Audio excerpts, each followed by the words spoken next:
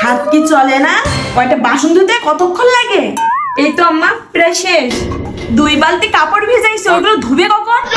শুধু রোজার অজুহাতে শুয়ে বসে থাকলে কি হবে? যতটা তো একটু নাড়ানো লাগবে। শুয়ে বসে থাকতে আপনি কখন দেখছেন? আমি তো সবসময় কাজের উপরেই থাকি। বাড়িতে অর্ধেক মানুষ রোজা, অর্ধেক মানুষ রোজা না। তাদের জন্য আমার রান্না বান্না করা লাগে, আবার একটু পরে সবার জন্য ইফতারি বানাইতে হবে। তাদের জন্য রান্না বান্না করবে না তো তারা কি না খেয়ে থাকবে নাকি? আমার বাড়িতে নেই গরু, ছাগল, হাঁস, মুরগি, ওরা তো শুধু একটু রান্না, তাতে তোমার কষ্ট হয়ে যায়। আমি যদি এই সংসারে সারাদিন গরুর মতোও খাটি, তাও আপনার মন পাবো না। আমিও তো রোজা আছি, আপনি কোন বিবেকে 2 বালতি কাপড় ভিজাইলেন? যার কাপড় সে ধুইলে একজনের উপর এত চাপ পড়ে না। যার কাপড় সে ধুবে, তাহলে তুমি আসো কেন? আমরা বিয়ের পরে সকাল থেকে রাত পর্যন্ত সংসারের যাবতীয় কাজ করতাম, তা আবার রোজা রেখে।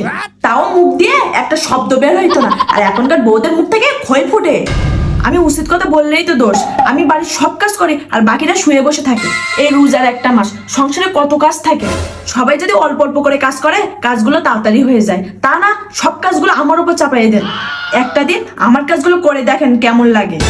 আপনাদের সব শাশুড়িদের একটাই সমস্যা, বউদের দোষ খোঁজা।